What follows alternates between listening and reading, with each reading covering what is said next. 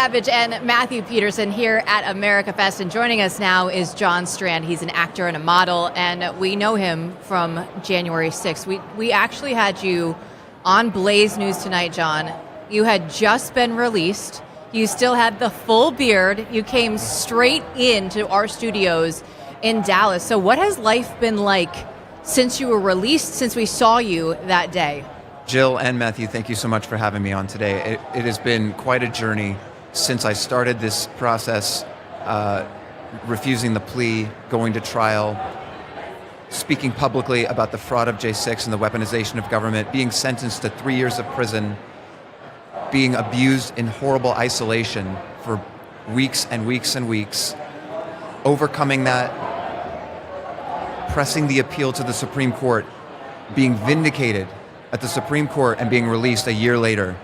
And I walked out of the jail and into the studios at Blaze, and just, you guys met me and supported me, so thank you so much for that. It was amazing. And since then, I have hit the ground running.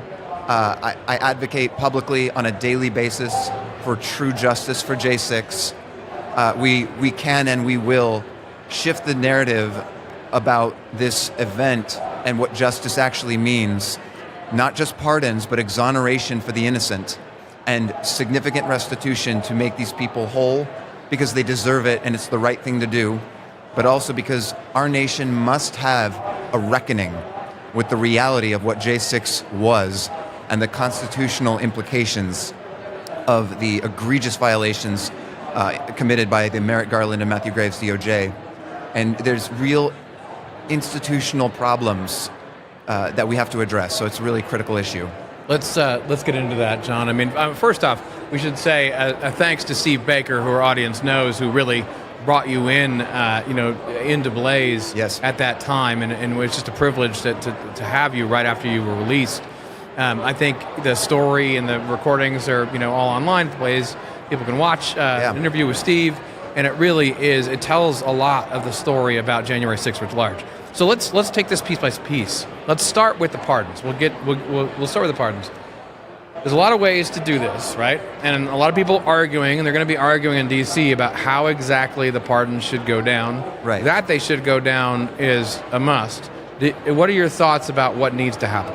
So I wrote an open letter to President Trump. It's pinned to the top of my X Twitter profile at John Strand USA. And I really urge Americans to read and share that letter. What I detail is essentially a very simple, straightforward way to handle this within President Trump's executive authority. Day one, minute one, an executive order that commutes all sentences and sets everyone free, pre and post-trial. It is egregious that people are being held in prison, sometimes for years, before they're even adjudicated. This is the most un-American thing we've ever heard of. So unlock the gates, open the chains, send them home, set them free day one, minute one. Secondly, an executive order to immediately cease and quash all ongoing prosecutorial action that they are still arresting people to this day. So those two things instantly must be ended and set right. And then thirdly, to issue a proclamation-style pardon. And we like to use the term proclamation of a pardon of innocence for J6ers who are clearly innocent, myself included, of course, that they would be exonerated in the public's mind. But the proclamation style there's a precedent for that with Jimmy Carter in the draft dodgers for the Vietnam War. And what that does is it allows the pardon to be available for anyone who qualifies for it when it's appropriate, because some of them are still in adjudication. I'm actually in that group. I was vindicated at the Supreme Court and beat the felony, but I still have 4 misdemeanors that I'm appealing. So I wouldn't be able to take a pardon on January 20th because I'm, God willing, going to be completely vindicated pre-pardon. But for many who were coerced into a fraudulent plea, and that's not possible, the pardon is absolutely necessary, it's morally imperative, and a proclamation pardon allows that to be available when they apply for it. And the qualification is very simple. If your constitutional rights were violated, you should absolutely be pardoned, no questions asked. And there are many reasons constitutionally why January 6 cases are invalid and should be nullified. But let's just start with the most simple one. The Sixth Amendment enshrines our guarantee of due process. And the word impartial is included in that amendment.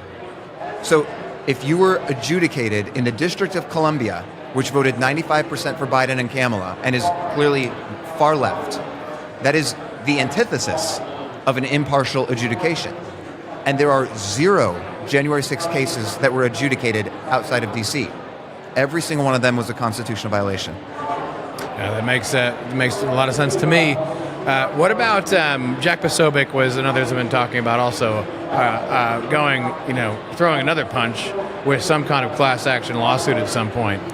Yeah, so we've been, as a J6 community, we've been talking about this for some time. Mm-hmm. And I can inform your audience that there is a group of leaders in the J6 community who are J6 defendants, myself included, that are imminently preparing a strategy to execute this so it will be maximally successful on behalf of J6ers and the justice that actually needs to happen.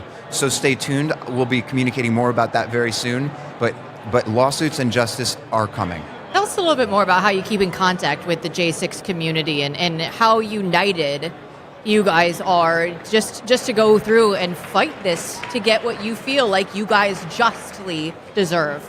Yeah, it's a challenge. It's also a blessing just that God has knit together so many people from so many different walks of life and areas in America, but of course united by the fire that we've walked through and the pain and suffering that we've endured. It is a very intense thing. So there are a multitude of ways that we coordinate and communicate. We do obviously give thanks to Elon and the restoration of free speech on X.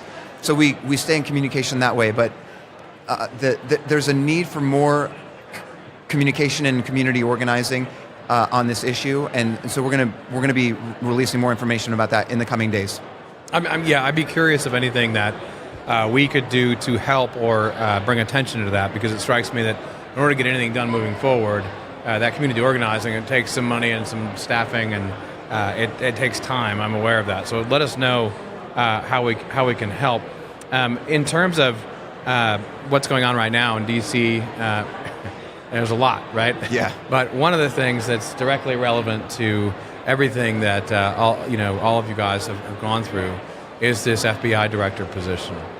And I'm curious your thoughts on that. I mean, Kash Patel is definitely charging forward in the nomination process. Hasn't made any missteps yet. Yeah. Is completely gung ho. And is that your guy? I mean, how do you feel about this? Kash Patel is our guy. Kash Patel is President Trump's guy, so he's our guy, because President Trump is our president. We united in a historic landslide mandate to restore the rightful president back to the position that he has of leadership, and his cabinet needs to be confirmed.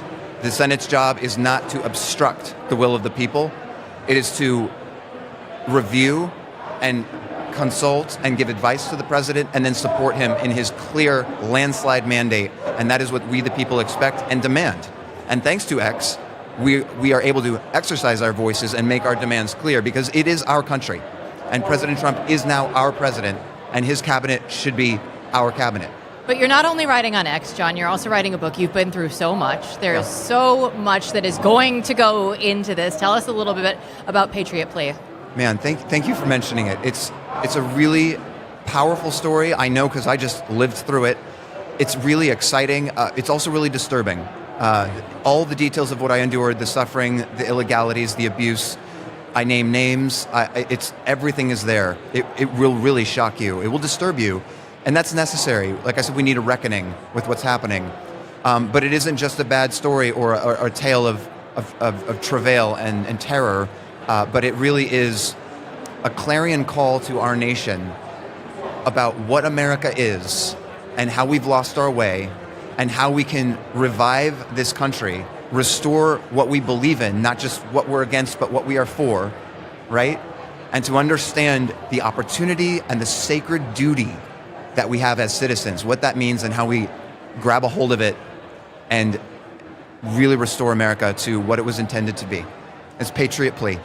I mean, I hesitate to say this, but I'm going to say it anyway.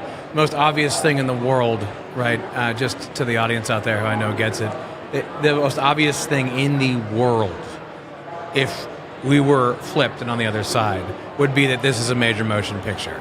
The most obvious thing in the world. You tell the story, it's compelling, the book comes out, it's going to be compelling, it's true, and then you memorialize that story with all kinds of media. So it makes me sick to even have to say it, but that's the next step, and I'll just say it for you, Thank you. after we get this book out. All right. I love it. John And Strand. I happen to know an actor is ready to play the role. There it is. Yes, I've he heard is. He there's can one he can available. play After I got kicked out of himself. Hollywood. Yes, absolutely. It's John, time to make our own movies. Where can people follow you? JohnStrand.com and on X Twitter at JohnStrandUSA. We will be following your journey because it is an important one. Thanks so much for your time. Thank you, Joe. Thank you, Matthew. God bless you guys.